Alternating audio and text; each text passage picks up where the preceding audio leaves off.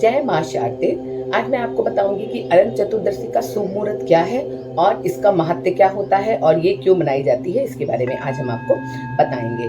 अगर कहा जाए तो अनंत चतुर्दशी भाद्रपद माह के शुक्ल पक्ष की चतुर्थी तिथि को मनाया जाता है। इस साल ये व्रत या ये पूजा अनंत चतुर्दशी की 28 सितंबर 2023 को मनाई जाएगी, लेकिन ये इसका आरंभ 27 सितंबर को 10:18 सुबह प्रारंभ हो जाएगा और 28 सितंबर को 6:49 तक शाम को रहेगा।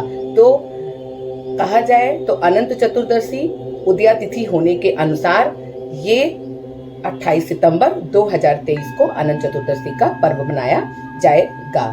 अब हम बताते हैं कि इसकी पूजा विधि क्या है। अनंत चतुर्दशी के दिन सुबह उठ करके स्नान ध्यान करके साफ सुथरे वस्त्र पहन लीजिए। घर के मंदिर को भी आप साफ कर लीजिए और विष्णु और माँ लक्ष्मी जी को सुंदर अच्छे वस्त्र पहना दीजिए। नई प्रतिमा लाना है तो ला सकते हैं, नहीं तो जो आपके पास विष्णु और महालक्ष्मी जी की या लक्ष्मी जी की प्रतिमा है उसी पे ही आप पूजा कर सकते हैं। फिर आपको सुबह उठते ही व्रत का संकल्प करना है। इसके बाद पूरे घर में आपको गंगा जल छिड़कना है और विष्णु भगवान को प्रणाम करना है। इसके बाद आपको एक चौकी लगानी है, अलग से आप चौकी बिछाएंगे, उसमें लाल कलर का कपड़ा बिछा करके कलश की स्थापना करेंगे जैसे आप करते आए हैं। और उसके बाद विष्णु भगवान की और माँ लक्ष्मी जी की मूर्ति या तस्वीर या प्रतिमा जो भी है आप उसके ऊपर स्थापित करेंगे। अब आपको करना क्या है, अब आपको परिवार के जितने भी आपके सदस्य हैं उतनी ही संख्या में अनंत चतुर्दशी का आपको रक्षा सूत्र अर्पित करना है। रक्षा सूत्र मार्केट में भी मिल जाता है, पूजा की दुकान में भी मिल जाता है, वरना आप कलावा का भी अनंत चतुर्दशी का रक्षा सूत्र बना सकते हैं। आप कलावा ले लीजिए, उसमें हल्दी और केसर से उसको रंग कर लीजिए, नहीं तो आप प्लेन कलावा भी प्रयोग में ला सकते हैं। बहुत ही सरल है, बहुत कहीं भी पूजा की दुकान में जाएंगे तो आपको आसानी से मिल जाएगा। तो जितने भी सदस्य हैं उतनी ही संख्या में आपको विष्णु भगवान जी को अनंत चतुर्दशी का रक्षा सूत्र चढ़ाएंगे और उसके बाद अनंत चतुर्दशी की आप पूजा करेंगे। पूजा के साथ में आप धूप, फूल, बत्ती, लड्डू, पेड़ा, मिठाई, फल, फ्रूट सब अर्पित करेंगे। उसके बाद भगवान जी की आरती करेंगे। आरती आपको कपूर से करना है और इसके बाद सभी लोग कथा सुनेंगे। जितने भी परिवार के सदस्य हैं, अगर पंडित हैं, पंडित जी आए हैं तो पंडित जी भी कथा सुना देंगे और उसके बाद सब में प्रसाद बांटेंगे। और जो भगवान जी को रक्षा सूत्र हमने चढ़ाया है तो पूजा के बाद जो पुरुष है वो दाएं हाथ में बांधेंगे और जो महिला है वो बाएं हाथ में अनंत चतुर्दशी का रक्षा सूत्र बांधेंगी। अब हम बताएंगे कि बहुत है, क्योंकि विष्णु भगवान जी जो तीनों लोक के स्वामी हैं और वो जग के पालनहारे हैं, तो अनंत चतुर्दशी के दिन हम श्री हरिहर और श्री माँ लक्ष्मी जी का हम पूजन करते हैं। इस पूजन का विशेष महत्व है। अगर धार्मिक मान्यताओं के अनुसार माने तो लंबे समय से किसी की कोई भी बीमारी है, अगर उस बीमारी से वो परेशान है तो अगर वो अनंत चतुर्दशी का उसे व्रत जरूर करना चाहिए।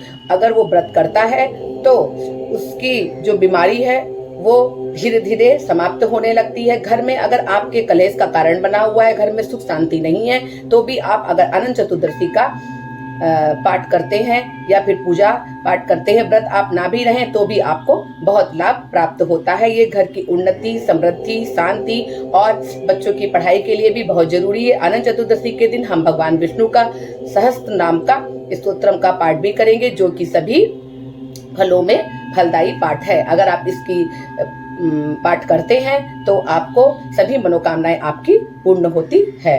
अब आते हैं हम उपाय की तरफ। आपको उपाय क्या करना है, आपको अनंत चतुर्दशी के दिन शाम के समय में आपको पीपल के वृक्ष के पास जाना है और 1 रुपए का आप सिक्का लेके जाएंगे। ये आपका सिक्का धन प्राप्ति के लिए भी है और आर्थिक स्थिति अगर आपकी अच्छी नहीं चल रही है, व्यापार में अगर आपको लाभ नहीं मिल रहा है और बच्चा पढ़ाई में वीक है, एग्जाम देने जाता है बार बार लेकिन वो एग्जाम क्लियर नहीं कर पाता है, तो ये इन सब चीजों के लिए जो मैं आपको टोटका बता रही हूँ बहुत ही उत्तम टोटका है। आपको 1 रुपए का सिक्का लेके जाना है और उसके बाद पीपल के वृक्ष पर आप जल समर्पित करेंगे। जल समर्पित करने के बाद आप कड़वे तेल का पंचमुखी दिया पीपल के पेड़ के नीचे अर्पित करेंगे, क्योंकि कहा जाता है कि पीपल के पेड़ के नीचे माँ लक्ष्मी और विष्णु भगवान का वास होता है, ब्रह्मा का भी वास होता है।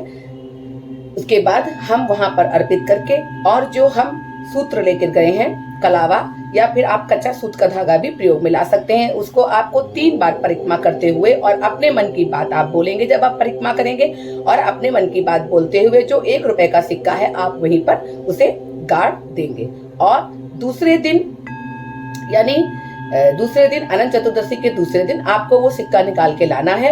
और जब भी आप कहीं जाएं तो उस सिक्के को, जो बच्चा परीक्षा में कमजोर है, बार बार एग्जाम देने के बाद भी पास नहीं हो रहा है, तो वो सिक्का वो अपने साथ लेके जाएगा। अगर आप व्यापार में लाभ चाहते हैं तो व्यापार की तिजोरी में भी आप ये सिक्का रख सकते हैं। घर में आर्थिक स्थिति या धन की हानि हो रही है तो घर की तिजोरी में भी आपको ये सिक्का अपने तिजोरी में रखना है। घर में सिक्का रखते समय आप इस सिक्के को हरे कपड़े में बांधकर रखेंगे तो बहुत ही फायदा होगा। और जो भी लेके जाएगा बाहर, उसको हरे कपड़े के छोटे से रुमाल जैसा एक गांठ बांध करके अपनी जेब में, अपनी पर्स में, जहां आपको सुविधा हो वहां रख सकते हैं। किसी को बीमारी चल रही है लंबे समय से तो वो इस सिक्के को अपने तकिया के नीचे लगा के रखे तो उसे लाभ होगा। ऐसा उसको 21 दिन तक लगातार करना है। जिस दिन अनंत चतुर्दशी है उसके दूसरे दिन हम ये सिक्का उठा लाएंगे और उसके बाद हमको जहां जहां प्रयोग में लाना है वहां वहां हम रखेंगे। आपके स्थिति के अनुसार आप किस चीज के लिए ये मनोकामना कर रहे हैं वो आप ही जानेंगे, तो आप उसी हिसाब से रखेंगे। और 21 दिन के बाद आप इस सिक्के को जाकर के फिर किसी भी पीपल के वृक्ष के नीचे आप डाल देंगे। ऐसे करने से आपकी जो भी मनोकामनाएं हैं वो पूर्ण हो जाएंगी और आपको अत्यंत लाभ मिलेगा। इसी के साथ मैं अगले वीडियो में मिलूंगी।